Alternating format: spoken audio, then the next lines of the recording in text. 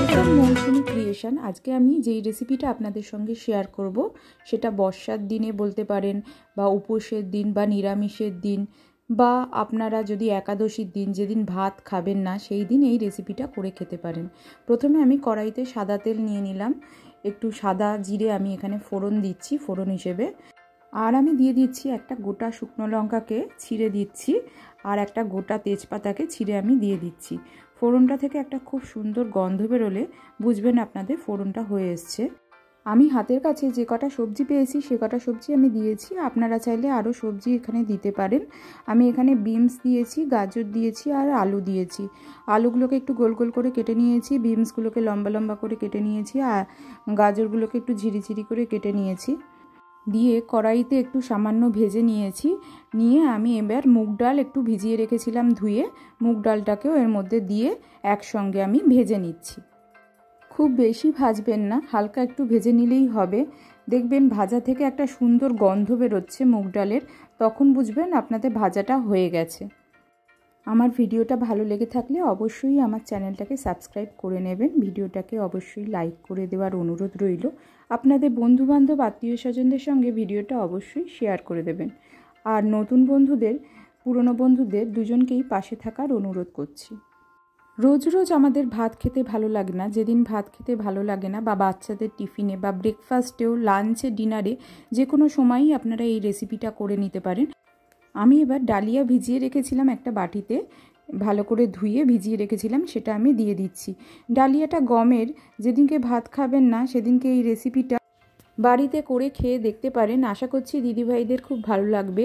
অনেক তো লুচি পরোটা আমরা খেয়েছি, একটু নতুন ধরনের রেসিপি একটু করে খেলে মুখে স্বাদও বাড়বে।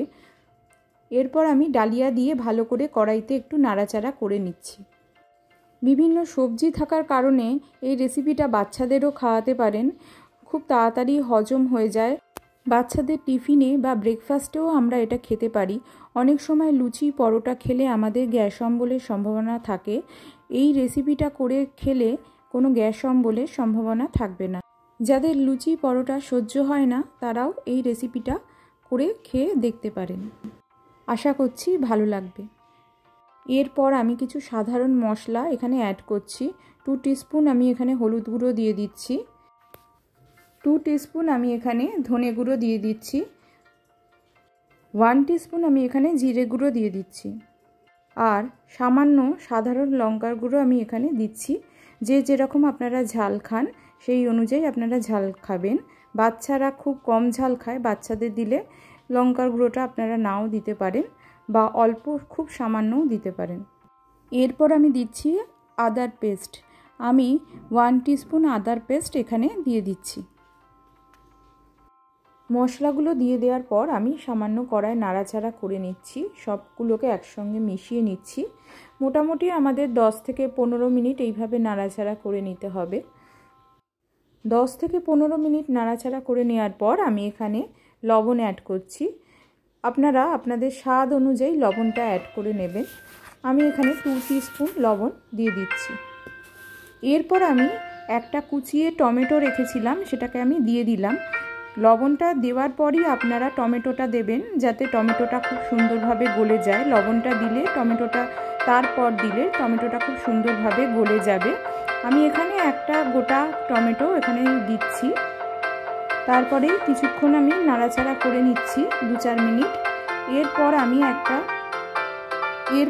একটা কুকার নিয়ে কুকারে এগুলোকে ঢেলে নিচ্ছি। কুকারে ঢেলে নেওয়ার পর আমি এখানে সামান্য জল এখানে অ্যাড করব। আমি 1 কাপ মুগের ডাল নিয়েছিলাম আর 2 কাপ ডালিয়া নিয়েছিলাম, মোট 3 কাপ। আমি এখানে 6 কাপ জল নেব। আপনারা ডালিয়া আর ডাল মিলিয়ে যত কাপ হবে তার ঠিক ডবল জলটা নেবেন। এরপর আমি 4টে কাঁচা লঙ্কা, গোটা কাঁচা লঙ্কা দিয়ে দিচ্ছি। গোটা কাঁচা লঙ্কা দিলে গন্ধটা খুব সুন্দর বেরোয়। আপনারা চাইলে চিড়েও দিতে পারেন, কিন্তু চিড়ে দিলে ঝালটা বেশি হয়ে যেতে পারে। আমি এখানে গোটাই দিয়ে দিচ্ছি। দিয়ে আমি প্রেসারের ঢাকা বন্ধ করে দিয়ে 2টো সিটি মেরে নেব। 2টো সিটি মেরে নিলেই আমাদের ডালিয়ার রেসিপিটা রেডি হয়ে যাবে।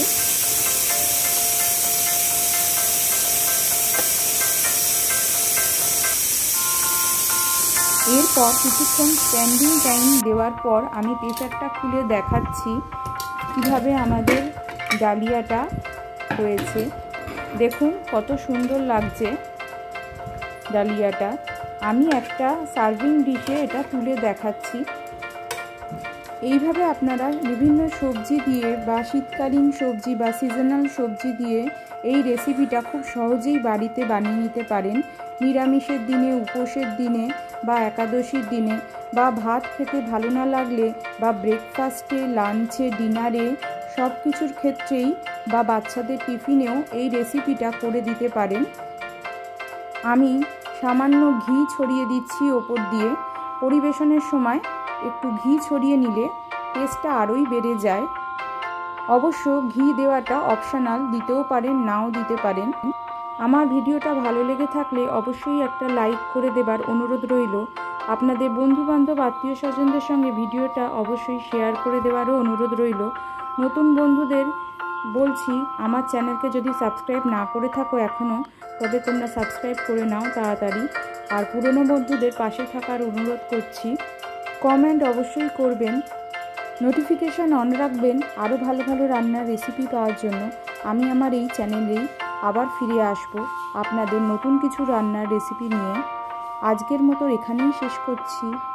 ভালো থাকবেন, সুস্থ থাকবেন বন্ধুরা। Thank you.